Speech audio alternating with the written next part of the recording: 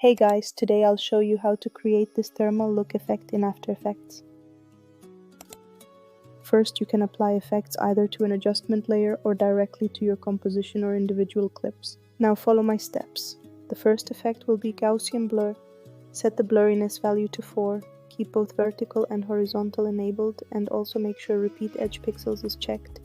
The next effect will be Unsharp Mask. For this one, set the amount to 75 and the radius to 4.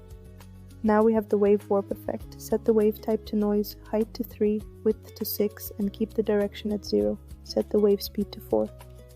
For pinning, choose all edges, leave the phase at 0, and finally change the quality to high. Now we'll add invert and curves. For curves, recreate the same curve that you can see on my screen. Next, we'll move on to Colorama. Open it and go to the output cycle section. This is where you can experiment with the colors. You can add new color points or simply change the colors to anything you like. Now we'll add Venetian blinds. Set the completion to 50%, keep the direction at 0, set the width to 4 and the feather to 1. Then we'll add curves one more time and recreate the same curve you can see on my screen. It has an S-shaped curve. Next, we'll add exposure and change the value to 1.